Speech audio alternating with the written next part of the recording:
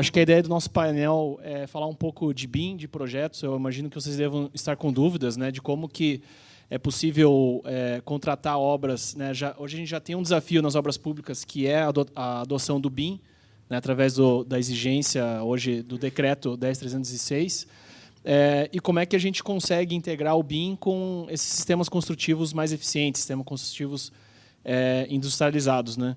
Então, a gente trouxe aqui pessoas que são autoridades aí nesse assunto, né?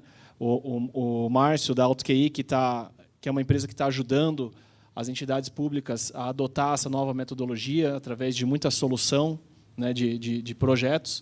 O Guilherme, que é uma grande autoridade aí no Lightwood Framing, né?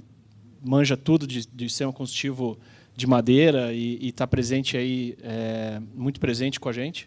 E a Mariana, que teve uma experiência muito interessante com nós, que eu acho que, já engatando até na primeira pergunta aqui que eu vou fazer para ela, porque imagino que talvez vocês estejam com dúvidas, né? O Zé Márcio comentou aqui que a Tec Verde faz todos os projetos. Mas como é que, então, a entidade pública consegue planejar, consegue, né, trabalhar com os projetistas, com os arquitetos, para conceber as edificações? E a Mariana teve uma experiência muito interessante, porque a gente realizou um empreendimento em Ribas do Rio Pardo, que foi um hospital, que a gente está concluindo a execução agora, em menos de 6 meses. Foi todo pré-fabricado, foi, inclusive, pré-fabricado num sistema construtivo misto, né? A gente utilizou aço pesado com aço leve, ou seja, a Tec Verde não trabalha só com o wood frame, a gente consegue extrair o benefício da construção industrializada através de diferentes sistemas construtivos.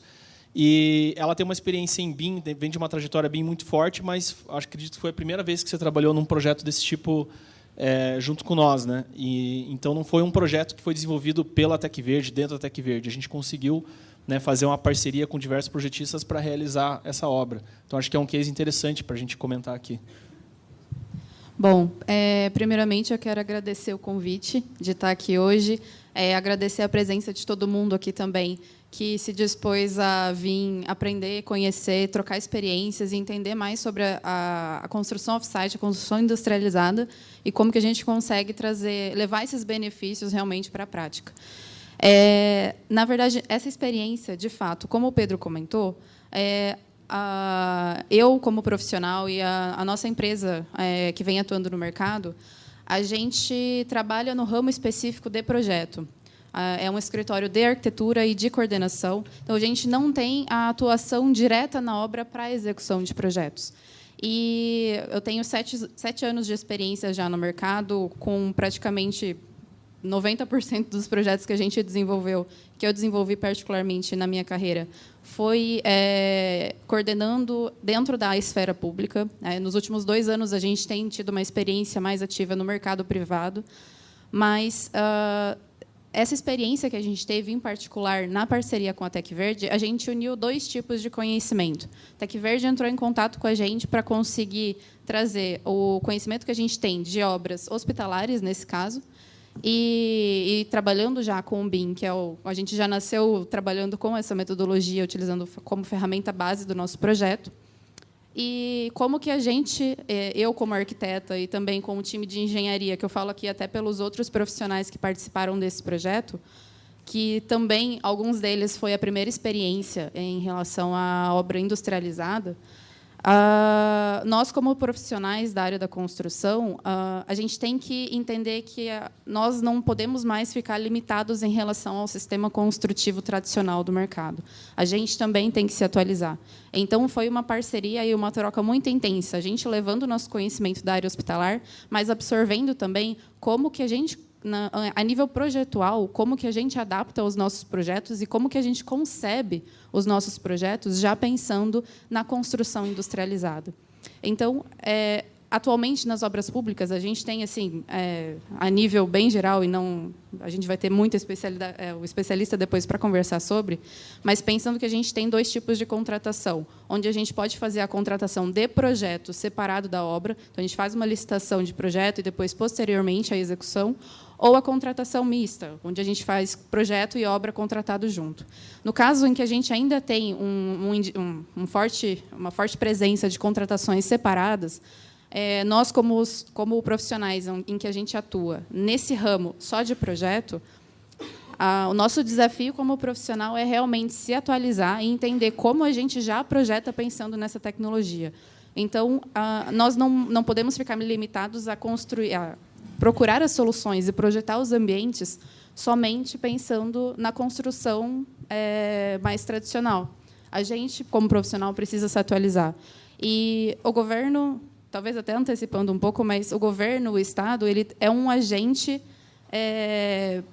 vamos dizer assim, de impulsionar essas modificações, através, inclusive, dos decretos em que ele estimula e força o mercado a se adaptar, a atender tecnologias que são mais eficientes e traz mais clareza e transparência para os processos de licitação de obras públicas.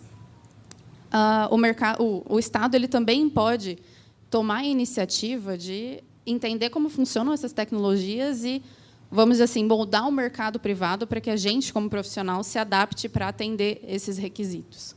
Acho que, de maneira geral, assim, nessa experiência foi uma troca muito importante, muito rica, em que a gente não precisa mais ficar limitado ao sistema tradicional. Nós, como profissionais, até mesmo para atender ao mercado, ao Estado, ao mercado de obras públicas, nós também estamos nos modificando, aprendendo como que funcionam esses sistemas. Então, não é só a Tec Verde que trabalha com isso. A gente, como profissional, também pode prever esse sistema na nossa concepção, para que também o mercado de execução de obras se adapte e vá atrás de evoluir em relação a essa tecnologia mesmo de fato.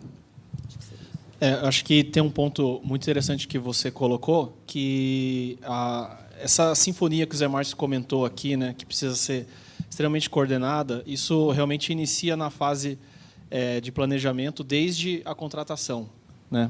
E a gente realmente vê que o BIM ajuda muitos profissionais e o órgão público a já fazer esse planejamento dessa forma. Né, Márcio? Você podia contar um pouquinho para a gente como é que essa tua experiência, como é que a AutoKey está ajudando aí os órgãos públicos e como que o BIM está entrando não só para a gente ter obras mais eficientes do ponto de vista da interface entre as instalações e tudo mais, mas questão de custo, questão de planejamento da obra, né? Todas as questões esses benefícios que o BIM traz. Eu acho que essa questão que o BIM traz para a gente, né, muito bem colocado e muito bem ajustado com o Lean, né, acho que esse é um caminho muito legal que a gente tem muito para avançar. O BIM ele precisa trazer para a gente realmente eficiência, ele precisa trazer para a gente redução de custo, redução de prazo, precisa trazer para a gente uma inovação nos nossos processos. Nós estamos enraizados aí na metodologia CAD, o CAD no sentido das linhas, não das ferramentas CAD, né? Então, o BIM traz essa possibilidade da gente também simular cenários, da gente construir a nossa obra virtualmente. Então, antes da gente levar isso para campo, né, a gente consegue, dentro das ferramentas hoje, e daí das mais diversas, construir isso, pegar os dados e tomar a decisão de forma preditiva. Então, a gente não leva mais tantos erros para a obra, a gente não leva mais tantas situações que a gente só vai enxergar em obra, né? Da mesma forma, o Lean também tem isso, né? Tem muito isso de trabalhar com esse tipo de prototipação e linha de produção. Então, eu acho que o BIM tem que trazer essa capacidade da gente trazer esses dados, as ferramentas daí das mais diversas, não só falando da AutoKey, mas as ferramentas têm a possibilidade de trazer essas informações, juntar esses dados, né, dentro das soluções e a gente tomar a decisão. E o BIM também tem uma característica muito legal, que é trazer todos os envolvidos do projeto para as fases iniciais. Então, foi comentado ali o engenheiro de logística, o engenheiro de construção, o construtor, o operador da máquina, do guindaste, da grua, né, da posição específica dos equipamentos na obra, você tem como simular isso com o BIM. Então, a gente consegue mitigar, trazer os erros para zero. Eu acho que é difícil, porque aí você também tem a questão do planejamento da obra, do dia a dia, tem a questão dos planejamentos diários que você tem para fazer, mas esses erros a gente consegue reduzir bastante com essa ferramenta, com o BIM, com a metodologia BIM. E, junto com o Lean, acho que esse é um caminho fantástico, que o órgão público, né, o setor privado, ele já muda de uma forma mais rápida, e não no sentido de que o órgão público, o setor, é mais demorado. Ele tem processos a seguir. né? Ele tem lá a oficialização de demanda, estudo técnico preliminar, passa por um termo de referência e depois passa lá para o processo de licitação. O setor privado ele já é identificador e vamos mudar, vamos inovar, né? Vamos testar, vamos prototipar e lançar isso para o mercado. O setor público ele demora um pouco para poder fazer esse processo todo. E com o BIM, a adoção do BIM no setor público também precisa seguir esses ritos, né?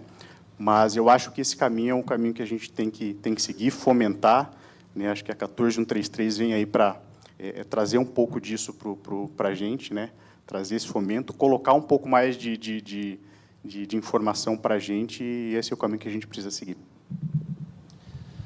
Bacana, muito interessante. E a gente tem também aqui o Guilherme, né, que atuou fortemente aí na elaboração da norma de wood-frame, né, e o escritório dele também faz projetos não só para a Tec Verde, mas, né, diversos projetos em estrutura de madeira, né, no Brasil todo. Queria que você comentasse um pouco, Guilherme, como é que você vê aí a norma de wood-frame sendo publicada e como que isso também ajuda a gente a adotar esse sistema construtivo aí em obras públicas. Acho que desde o começo a gente teve um trabalho com o wood-frame que foi desenvolver uma solução construtiva que envolvesse a madeira, porque tinha alguns propósitos em relação ao uso da madeira, com relação a ser uma matéria-prima renovável, a sustentabilidade, a eficiência térmica da construção, energética e tudo mais. Mas, depois de um tempo, principalmente quando a Tec Verde montou a fábrica, realmente a fábrica automatizada, é que a gente percebeu, o que a gente já tinha visto numa viagem para a Alemanha em 2009, é que a construção em madeira chegou no mundo todo, e tem tido uma evolução mundial que assim, é difícil até de descrever para quem não acompanha, exatamente pelo quanto a madeira consegue se adaptar a um processo industrializado que parte de uma modelagem BIM e que avança em todos os estágios do BIM, né, que não é só um modelo 3D, não é só fazer a parametrização de elementos ali, mas todo o processo, inclusive para uma fábrica como a da Tec Verde, é obrigatório que se passe por uma modelagem desse tipo, para que lance para o equipamento um controle numérico, onde as máquinas então vão processar e vão entregar ali no final um painel. E acho que isso foi o grande salto na mudança de que esse tipo de construção traz para a engenharia uma tecnologia que a gente não vê em outros ramos da construção civil aqui no Brasil, principalmente, mas que a gente está vendo que muitas outras empresas estão atentas a isso. E isso surge agora a madeira engenheirada, surge não, mas evolui a madeira engenheirada nesse sentido também. E aí, com esse impulso que teve, com essa viagem que foi organizada aqui pelo pessoal da FIEP, e a Tec Verde que me repassou o convite, é que surgiu o grupo que foi responsável, primeiro, pela diretriz SINAT, como o Zé Mais colocou, basicamente foi a primeira norma, né, do wood-frame. É um documento do Ministério das Cidades, ou seja, um documento nacional, que descrevia como deve ser feita uma construção em madeira para atender o desempenho mínimo da norma de desempenho. Só que isso ainda era um documento, entre aspas, fechado, ou seja, para utilizar esse documento é necessário ter o DATEC, que a Tec Verde tem o DATEC desde 2013, e que, por isso, também alavancou muito esse tipo de construção, mas que era focado para edificação residencial. A partir de 2016, esse grupo, que envolveu aí mais de 200 pessoas nesse trabalho da norma, começou a trabalhar com mais profundidade, e aí foram 7 anos de trabalho, pegou esse período de pandemia, que foi um pouco mais difícil, e a gente conseguiu a publicação agora, em julho desse ano, da norma brasileira de construção em wood-frame. Isso, entendendo que um dos pontos importantes desse encontro aqui hoje é com relação à contratação do setor público de construções em wood-frame, ter uma norma nacional que trata desse assunto, que disciplina qual que é o tipo de construção, como é que eu posso dizer, mas é uma segurança que dá para toda a cadeia, né? É uma segurança para quem contrata, que especifica, tem que seguir essa norma brasileira, uma segurança para quem executa, que sabe que desde da concorrência todos estão seguindo o mesmo padrão de concorrência, e é uma segurança para o consumidor final, que sabe que vai receber tudo aquilo dentro do mesmo padrão. Então, para a gente é uma evolução muito grande, é muito abrangente, né? Agora é uma norma nacional, muito trabalhada, muito com base na experiência que a TecVerde adquiriu todos esses anos. Então, é uma norma que vem com uma bagagem aí de todas essas obras que a TecVerde já executou e de outras empresas aí que estão já no mercado de forma mais recente, que eu gostaria assim, de manter total abertura aqui, disposição para tirar qualquer dúvida sobre o sistema construtivo, para que todos tenham a segurança de que não há dúvidas de que é um sistema construtivo com alto desempenho, durável. Em qualquer uma das situações da norma de desempenho, esse sistema está comprovado, e é por isso que a TecVerde e as outras empresas já têm o DATEC, passaram por todas essas avaliações. A expectativa é de um crescimento muito rápido. É lógico que a gente está falando de uma norma que foi publicada há um mês, então existe um movimento, né, de transição, mas acho que aqui é importante deixar todos conscientes ou cientes, né, de que existe uma norma, inclusive entrando no que vai ser discutido em seguida sobre o processo de licitação, ou seja, ela também não sou a pessoa mais adequada para falar, mas que existe um documento técnico, uma base técnica que tem que ser mencionada nesse tipo de documento, e que ela está aí exatamente para dar essa segurança para todos que estão participando desse processo. Esse ponto que você colocou, Guilherme, eu acho bem interessante em relação ao projeto que vai para a fábrica, né? A gente, na construção industrializada, a gente inverte um pouco a lógica dos projetos. O projeto ele é 100% em função do teu processo produtivo, construtivo. Então, toda a modelagem, né, é feita uma modelagem inicial para você simular cenários e tomar decisão de forma integrada, não só com quem vai montar ou com quem vai produzir, mas com toda a cadeia, né? Para você ver quais os componentes que você vai utilizar, ou seja, desde a área de suprimentos, né? Como é que você vai transportar isso, como é que você vai carregar num caminhão, quanto tempo vai levar para montar, né? O BIM ele permite essa integração entre todas essas diferentes agentes, né, interessados no edifício construído, e em planejar ele de uma forma que tem o objetivo de ser o mais eficiente possível, né? A gente consegue detectar oportunidades através dessa modelagem de aplicar soluções industrializadas em diversas frentes, né? Seja na parte elétrica, na hidráulica, na estrutural, na de revestimentos. A gente consegue ter essa análise. Então, eu queria deixar uma pergunta aí nos três, vamos ver quem que vai pegar no ar, assim, né? Mas dentro dessa experiência de vocês, como é que vocês veem isso? Como é que o BIM pode ajudar na colaboração entre diferentes profissionais envolvidos, né, nessa cadeia? E de forma descentralizada, né? Porque uma coisa é a gente fazer isso lá dentro da TecVerde com as pessoas dentro da TecVerde. Outra coisa é a gente atuar nisso planejando edifícios, planejando obras com diversas pessoas, né? Com diversos profissionais, especialistas, cada um da sua área.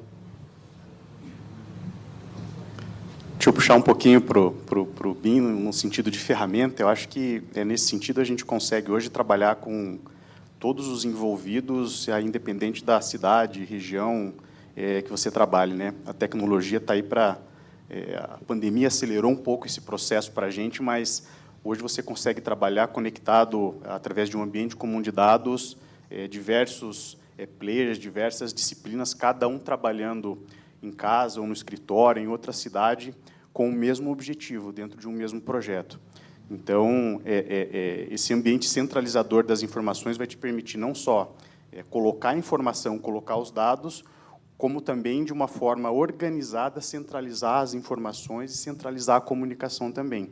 Então, hoje você consegue trocar informações ali, que é um padrão aberto que existe, que é, por exemplo, as notas BCF.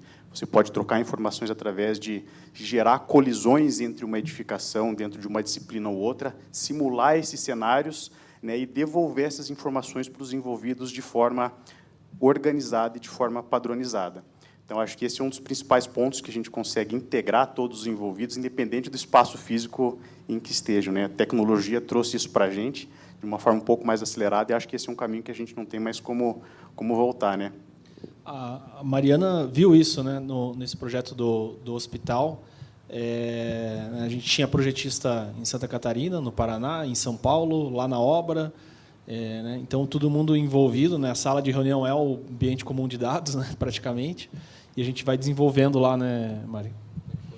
Exatamente. É importante trazer também esse ponto de vista em relação ao profissional que está atuando nessa parte de projeto, porque acho que, em relação à evolução geral da tecnologia, da sociedade e tudo mais, é muito difícil a gente se especializar em uma coisa só. Ou, na verdade, sim, a gente tem um conhecimento generalista, a gente acaba se especializando, mas a tecnologia ela evolui de forma muito rápida e a gente tem que aprender que elas são ferramentas que a gente tem que utilizar para otimizar o nosso trabalho. E é importante também frisar que, dentro da parte do BIM, vem uma metodologia, não são só ferramentas. A ferramenta é uma parte, né, que a gente fala da tríade do BIM. Pessoas, processos e tecnologia. A metodologia em si, ela traz para a gente funcionalidades que facilitam e automatizam muito o nosso trabalho, mas ela também traz para o profissional que está projetando a responsabilidade de pensar na execução. Então, eu, como profissional do começo da cadeia, né, construtiva, em que a gente pensa no projeto para atender a solução final, o BIM ele traz uma exigência nossa de capacidade profissional de utilizar essas ferramentas para promover essas simulações e fazer essas decisões baseadas em dados, em simulações e dados. Então, a gente, como profissional, se capacita, se atualiza em relação à tecnologia e percebe que a ferramenta, a gente consegue ter uma troca muito mais fluida em todas as pontas da cadeia, desde quem está fazendo o projeto até quem está executando, que foi o caso da experiência que a gente teve com a Tec Verde, em que a gente perguntava muito para eles como é que funciona a fábrica, como é que funciona o processo construtivo, a ordem de execução, como é que funciona entre as diferenças que a gente teve no sistema misto, de sistema painelizado, sistema de modelagem 3D. Então, tudo isso funcionou de uma forma, lógico, com muitos desafios, por conta da celeridade em que a gente vinha de um processo em que a obra tinha que iniciar de uma forma muito rápida e a execução acontecia também de uma forma muito rápida. A gente teve que se acelerar e utilizar essas ferramentas para acelerar as nossas tomadas de decisões, para que isso não tivesse um impacto negativo na parte da execução. Então, foi um aprendizado mútuo nesse sentido. E, sem o BIM, isso teria sido inviável. Inviável, basicamente. Por conta da logística de você, da Tec Verde, ter descentralizado também a parte de projeto. Então, a Tec Verde atuou como executora. E os projetistas espalhados em vários estados. A gente fazendo essa comunicação integrada com projeto, obra, execução, vigilância sanitária ainda no meio do caminho. Então, tudo isso não teria funcionado de forma tão fluida se a gente não tivesse essas ferramentas e essa tecnologia para nos dar base para conseguir trabalhar. Quero só complementar uma observação muito importante que você fez sobre a tomada rápida de decisões durante o projeto. Eu acho que uma das coisas mais impactantes do BIM e de um processo industrializado de construção é que todas as tomadas de decisões são feitas durante o projeto. Que acho que o sistema tradicional está muito acostumado a enxergar problemas, conflitos que acontecem já durante a execução da obra, e a tomada de decisão é feita no canteiro, olhando para o problema. Isso que não pode acontecer mais. A gente já tem uma capacidade, o que a gente tem de tecnologia hoje disponível para evitar qualquer tipo de problema que aconteça durante a obra está disponível há muito tempo, né? Agora, realmente, com a pandemia, isso foi acelerado. O trabalho, eu não sei se o nome é mais correto, mas de todo mundo trabalhar num modelo federado, está correto esse termo?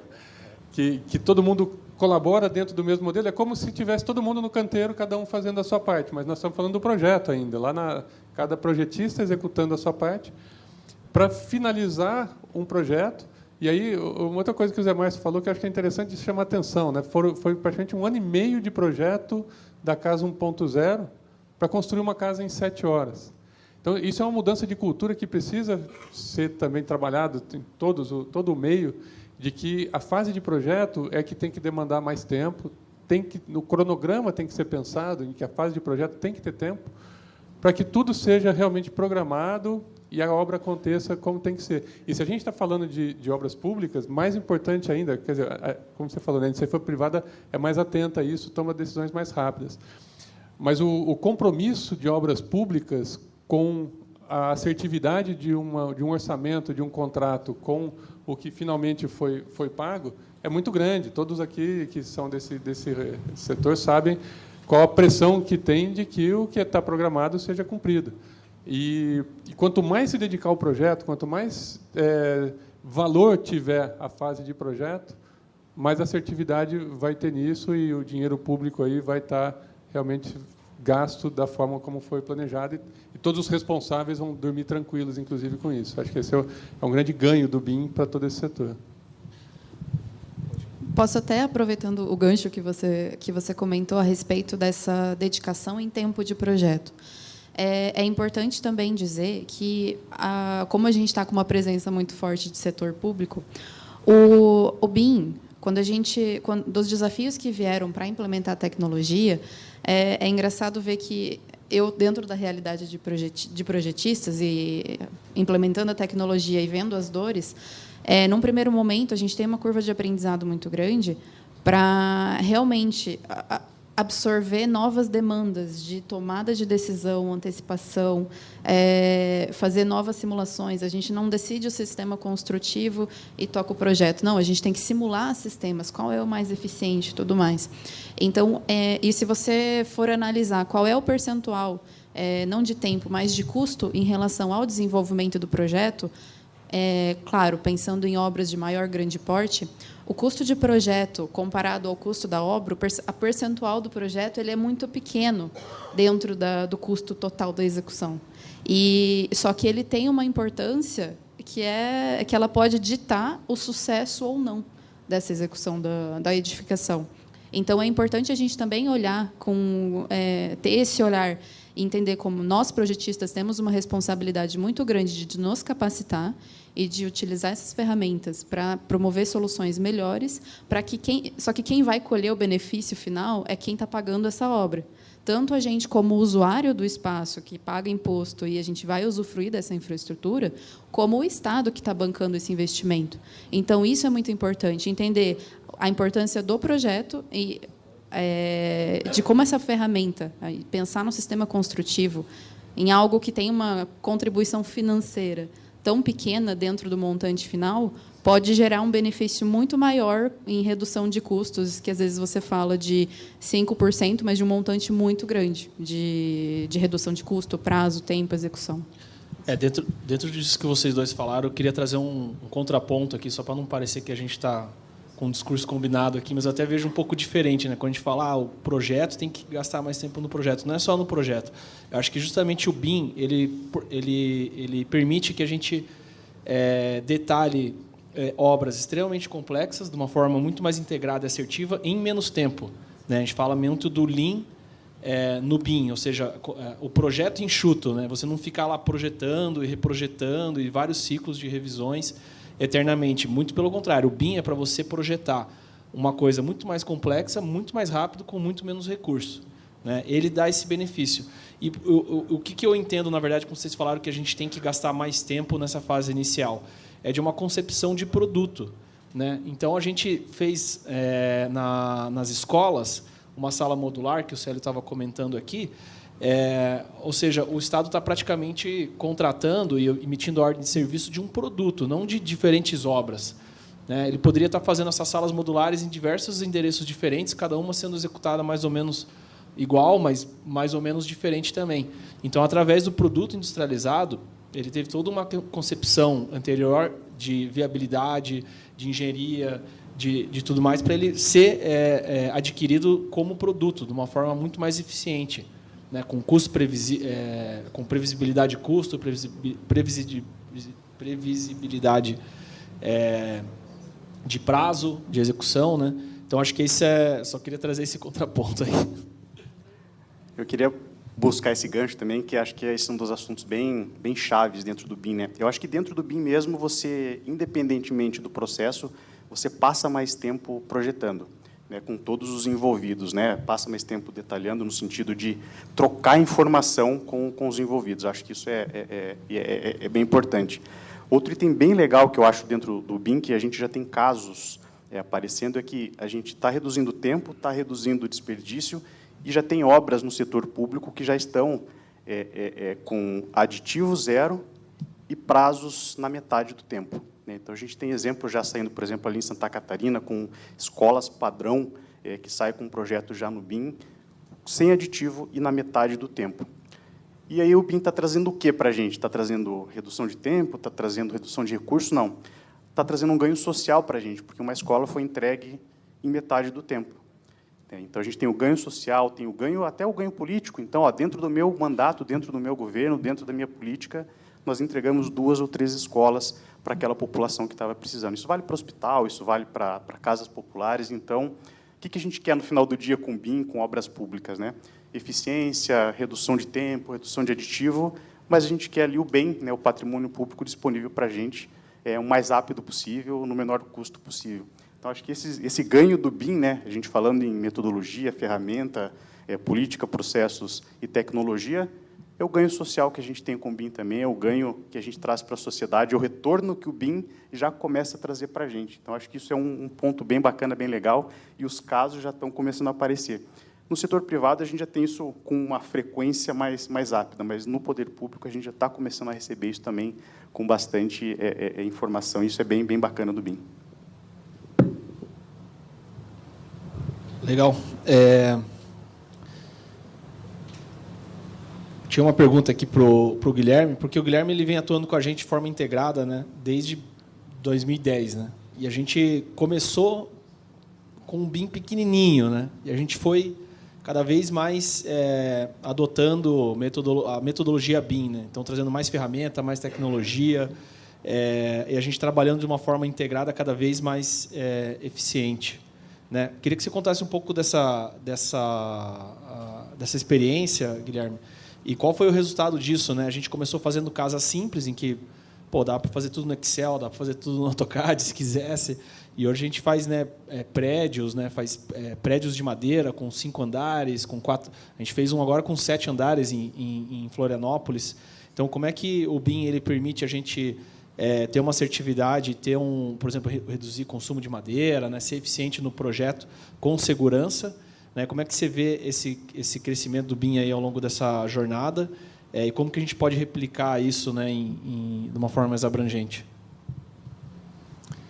Realmente foi uma jornada, né, do início até hoje. Eu lembro que nós fazíamos o cálculo estrutural do wood-frame de uma forma quase que manual nos primeiros momentos, até que a gente pesquisou, encontramos alguns softwares de projeto de cálculo estrutural com elementos finitos, a gente foi evoluindo. E nisso até digo que assim, a gente tem um grande avanço com o BIM, mas ainda tem muito avanço por se fazer, né? Lembrando que eu estou pensando na minha dinâmica de escritório, que a gente ainda tem que migrar de um programa para outro, em cálculo estrutural, para um modelo BIM. Mas realmente as mudanças que a gente percebe do início, né, de um desenho praticamente linha por linha, né, que a gente fazia no começo, para um modelo 3D todo parametrizado, dá muito mais segurança, né? A gente troca, depois de que a gente faz um projeto, a gente determina, por exemplo, no caso do wood-frame, que precisam ser determinada dimensão de montantes a cada espaçamento. E aí, depois que isso é passado para a produção da TecVerde, eles fazem um projeto de produção em que a gente confere e checa, né, e checa a posição da ligação, que não, aqui está tendo um conflito, isso aconteceu, você falou lá, a gente lembrou, né? Poxa, a gente tinha que tomar um cuidado enorme dos insets, do concreto, com a posição dos montantes, para que tudo ficasse encaixado. Realmente, é uma responsabilidade tanto para todos nós aqui, fazer um prédio com 7 pavimentos, né, sendo que o último é o mais pesado, são as caixas d'água. E com tudo isso sobre uma caixa de elevadores e escadas. A gente tem que ter segurança para fazer esse tipo de estrutura e, certamente, ter o modelo previamente, né? Fazer, lógico, primeiro todo o desenvolvimento arquitetônico, depois o estrutural, mas, no final, que a gente coloca tudo no mesmo modelo e confere com aquilo que a gente prevê e fala, bom, vamos em frente? Vamos executar isso daí. Isso é importantíssimo. Ou seja, permite a gente ser bastante ousado e vencer alguns desafios, né, no campo da engenharia e da construção, né? Usar o sistema construtivo, usar a metodologia industrializada realmente no seu maior potencial. E aí eu vejo o BIM caminhando para dentro da obra, né? Porque hoje, se a gente pega o BIM, projeta, faz todo o ciclo do projeto na metodologia BIM e coloca isso em PDF, ou gera um DWG ou vai para o Excel, parou o BIM. Então, se você leva isso para dentro da obra, para industrialização, né, para a transformação digital, continua esse caminho, o BIM está transitando. E depois você tem a operação e manutenção. Então, você não quebrou o BIM. Né? A construção hoje, no passo que a gente está, ela quebra um pouco. Quando a gente bota o pé na obra com PDF, parou o BIM. Foi para Excel, parou o BIM. Então, quando você tem a industrialização, a continuidade desse processo sendo melhorado, e a gente tem muito para melhorar mesmo dentro do BIM, o BIM está passando por uma etapa contínua. Né? A gente não tem uma quebra de processo. E isso que vocês trazem, a TecVerde traz, é o caminho que eu acho que a gente precisa caminhar. E a gente está falando de uma tecnologia que a gente usa hoje, sem nem ser tecnologia, o tijolo, há quase 10 mil anos. Né? Então, nós vamos continuar utilizando por mais 5, por mais 3 mil anos. Então, acho que o caminho é que a gente continuar com bem exatamente essa continuidade do processo com a industrialização dos nossos materiais. E até complementando em cima dessa fala, trazer o que eu comentei um pouco antes sobre a importância do Estado em relação a essa transformação. Até do decreto que a gente tem em relação ao decreto BIM, de como que é a estratégia nacional do governo federal de fomentar essa tecnologia e essa metodologia para o mercado privado, a gente tem os nossos próximos marcos aí que a gente precisa vencer. Que a partir de 2024 a gente tem a exigência de levar o BIM para a obra, de fato, nas obras públicas, e depois, em 2028, a gente tem o desafio de realmente não quebrar a continuidade, de pegar o BIM e levar para fazer a operação e manutenção das edificações. Então, isso que é interessante a gente ver qual é o poder do Estado de tentar fomentar e moldar também o mercado privado a se mexer. Já que o mercado privado tem um pouco mais de celeridade de testar e propor novos desafios, estudar materiais para trazer soluções mais eficientes, o Estado ele tem esse papel de também direcionar e forçar o mercado a se mexer. Porque o Estado ele é um fornecedor, não um fornecedor, mas ele é um demandante de que o mercado privado vai trabalhar. A gente atende o mercado privado. Então, se o mercado público está exigindo esse tipo de modificação do mercado privado, a gente tem que correr atrás para se modificar. E acho que os próximos desafios estão junto com esse decreto. Márcio, você falou do PDF na obra, né? A prancha na obra acaba com o BIM. E a mesma coisa quando a gente entrega um posto de saúde, entrega uma escola e aí entrega um calhamaço desse tamanho para o diretor da escola ou para o cara responsável pela manutenção, para ele, né, fazer todos os preditivos, manutenção periódica e tal. Então, queria que você comentasse um pouco como é que você vê também a utilização dessas metodologias BIMs com relação à realidade aumentada, para você fazer com o celular, você vê um raio-x da parede, para você depois, igual... teve uma pergunta, né, sobre fazer alteração, fazer ajuste. Então, você vê o raio-x da parede, realidade virtual, né, todas essas ferramentas, como é que isso contribui, né, manual interativo, né, manual de uso de operação interativo, como é que a gente consegue integrar essas coisas também para depois que a obra está pronta? Muito bacana. Inclusive, a gente tem o caso da nossa sede ali em Florianópolis, que a gente fez o retrofit do prédio, e a gente consegue hoje fazer um paralelo com o setor público. Mas, voltando um pouquinho, depois eu falo um pouquinho da sede, o que a gente tem hoje de tecnologia que pode nos dar esse apoio? Se você começa do zero um projeto com a metodologia BIM, você consegue, implementando esses tipos de situações até na própria execução da obra, né, colocar um óculos né, para você entrar na obra e verificar em 3D como é que está, você dentro do ambiente consegue verificar onde é que vai passar uma tubulação, onde é que vai passar uma aprumada, onde é que vai passar a parte de climatização, se tem alguma interferência entre algum outro tipo de elemento, né, se aquela porta ali está exatamente no ponto que você quer. E, passando da fase da execução, a gente tem como fazer a manutenção e operação. Então, hoje, tem até algumas empresas que estão colocando chips ou até algumas lapelas de identificação, por exemplo, em uma tubulação, num pilar de concreto, para que, quando você passe o prédio já em operação, você passa o teu celular, o teu aplicativo, ele já te dê toda a geometria e também todas as informações. Então, se eu apontar, por exemplo, com o meu celular ou com o meu tablet para aquela luminária, eu sei qual é a fabricante, eu sei qual foi o tempo de instalação, há quanto tempo que aquela luminária está lá, qual é o tipo de equipamento que eu preciso para fazer a manutenção. Então, diversos dispositivos que estão vindo aí no mercado vão ajudar a gente nesse sentido.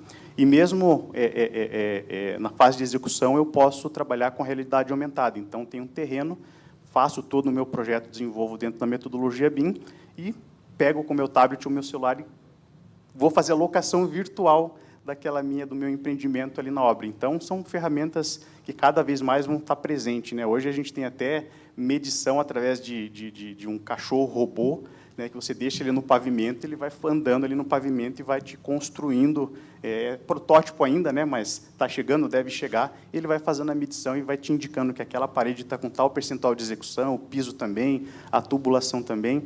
Então, acho que nos próximos períodos, com a inteligência artificial, a gente vai ter um ganho muito grande, aí, vai trazer mais transformação para a gente aí dentro do setor da construção civil.